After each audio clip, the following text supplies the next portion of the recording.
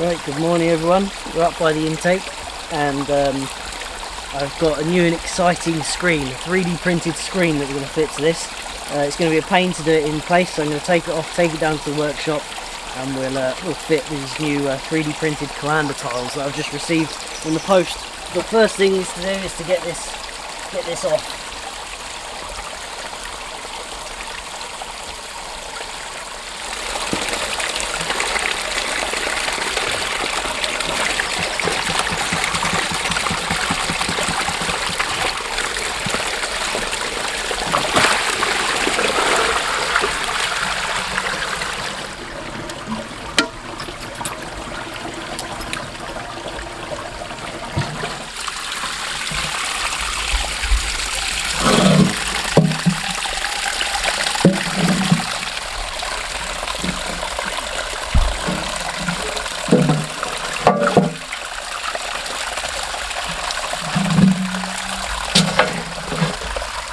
Right, hey everyone, so we are in the shed. I've got the intake taken out and I'm just about to take it apart. Obviously full of sludge and whatever else. It just happens with hydroelectric. So what we're going to do is we're going to remove this screen and fit these. So these are 3D printed Coanda tiles. So if you can see, they are wedged on the back. And what this is, it takes advantage of a thing called the Coanda effect. Let me just move you a second. So yeah, what this is a Coanda tile, 3D printed. The Coanda effect is the tendency of water to grab onto a surface, and this takes advantage of that. What it is these wedges are, the way it's designed, it tends to draw the water and pull the water through.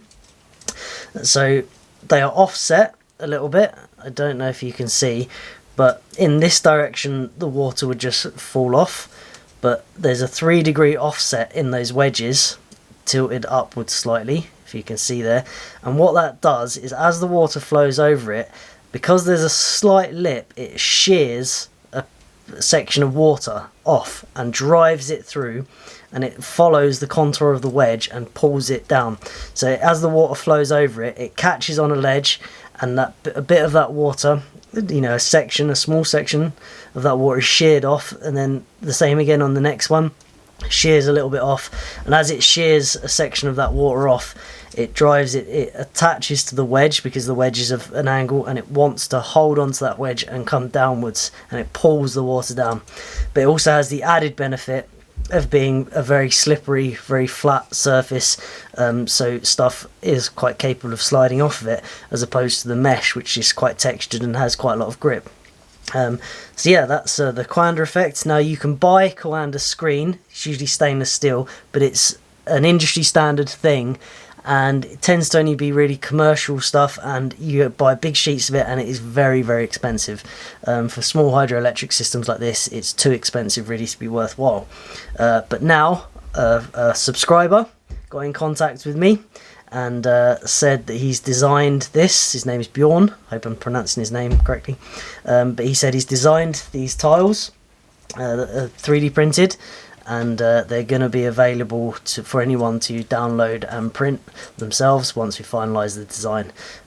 This isn't the final design, this is a test.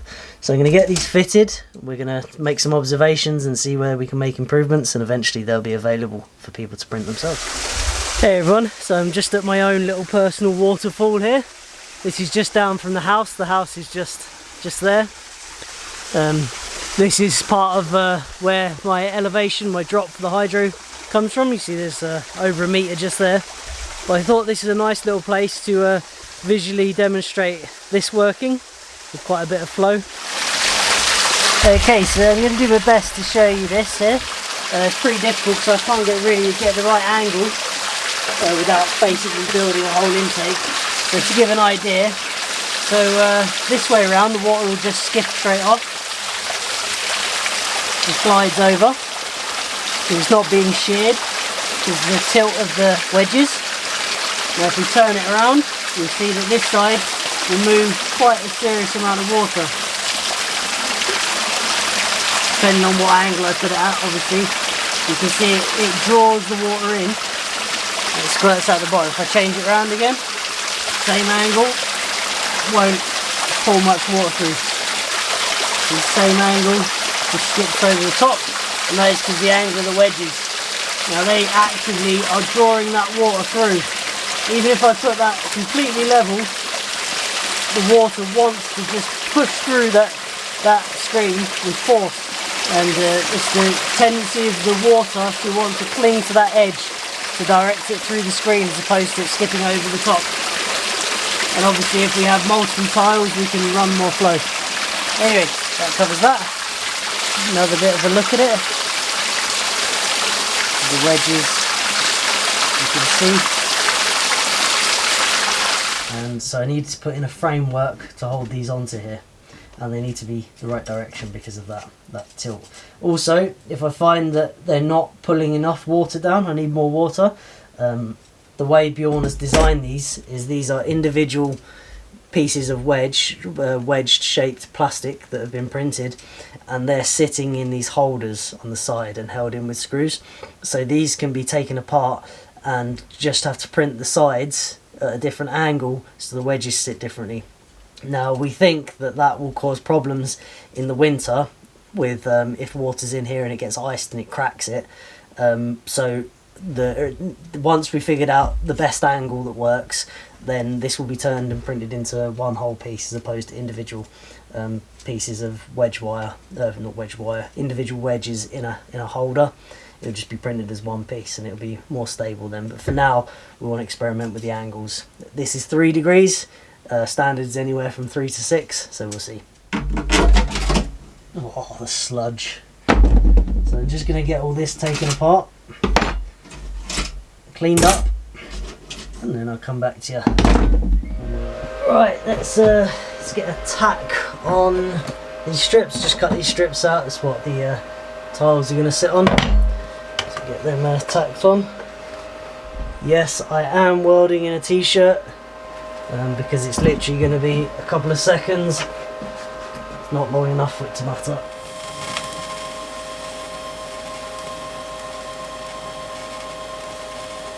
Right, let's weld these on. Just going to do it no filler. They'll sit flatter then.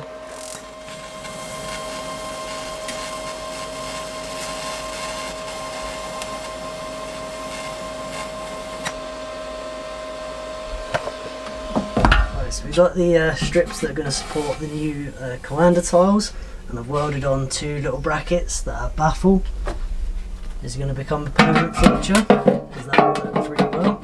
So the baffle is going to sit on there. I've tapped holes in that already, and then we're going to fit the Coanda tiles to the front. Right, the baffle is mounted. 2 nice brass screws.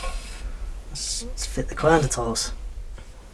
So me and Bjorn were discussing an improvement with these, where I was going to ask him to add a lip across here that can tuck under this acceleration plate, but it was pretty difficult to get it all right and communicate it over email and stuff, so we decided I'd fit them as they are like this, try and get them in, but then once we've got it worked out he can add that plate in, and this video will help him visualize that, I think. But for now I'm gonna stick those under there and use that acceleration plate to clamp them down. Hopefully that should work.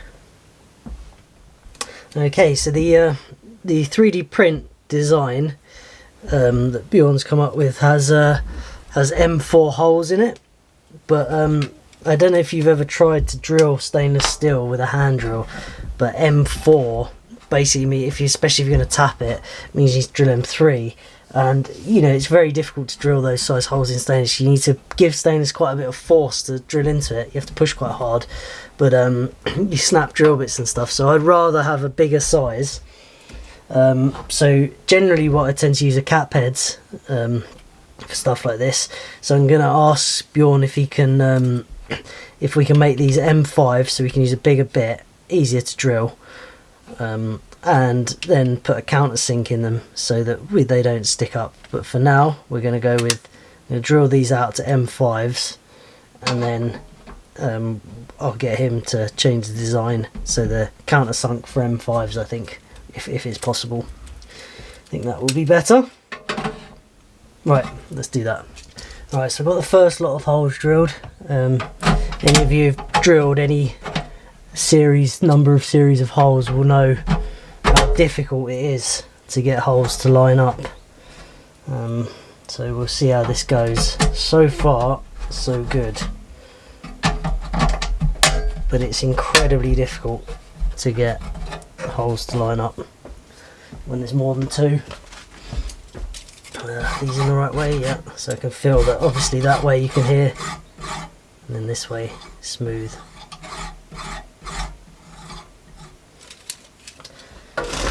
I'm having drill bit related issues. All the drill bits are blunt. Very annoying when you're trying to drill stainless.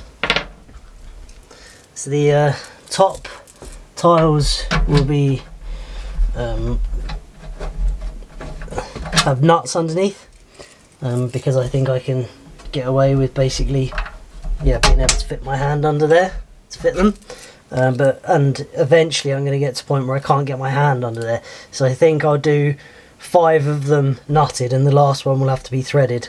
But it's going to be difficult to thread in the edge here, so I think the 2 edge ones will be bolted and this middle one here will be the access one that's threaded.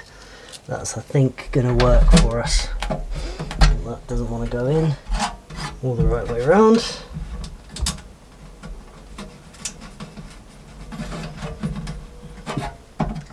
Getting so many holes to line up is such a pain.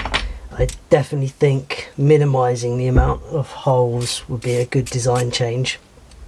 I think that's easily doable by these ones holding in the lower ones. So if they just overlapped with a lip, you know, a half lap joint, then these ones would hold down these ones, and then you'd only need, you'd save yourself, what is it, 2, 4, 6 holes in this instance could be saved by doing that, which would help a lot, because any amount of hole saving, it would be helpful. Right, let's carry on. Right, let's get these tightened down.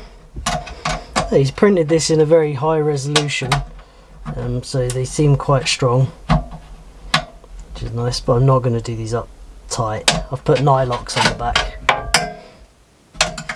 So let's get these two on, and let's just hope we can get holes to line up.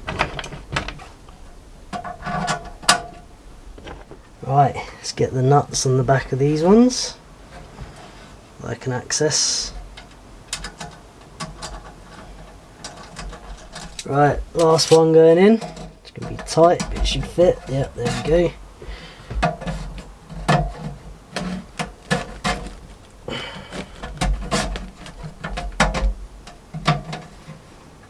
Okay, these are threaded holes. Hopefully we can find the thread.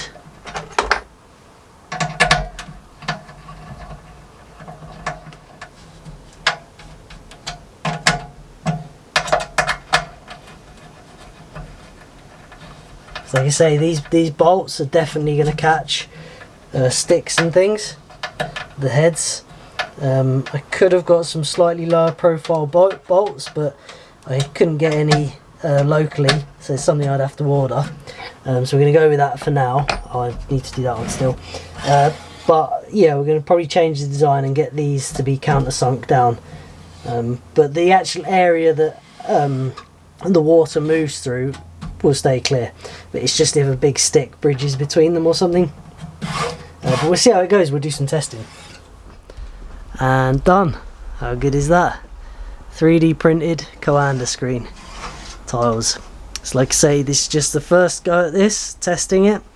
We'll probably end up changing the angle depending on how it works, countersinking these, having them so they have a half lap joint, so they lap into each other, so less bolts needed, and a half lap up here to make this a bit of a smoother gradient.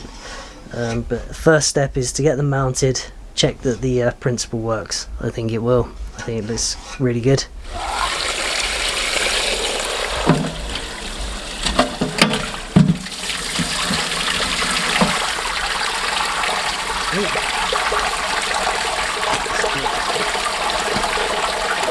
bolt holes.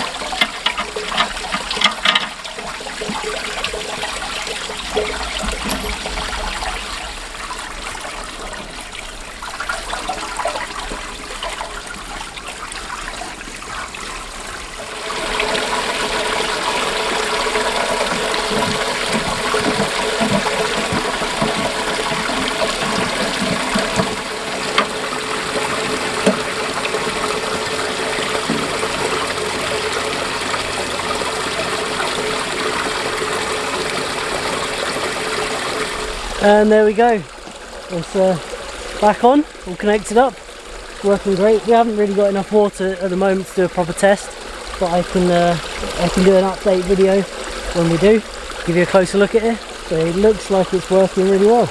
I just cut that a little bit lower so some sawdust is moving past at the moment. But yeah, there's not really enough water for it to self-clean or do what it's meant to do, so we'll have to wait to see how it functions, but looks good.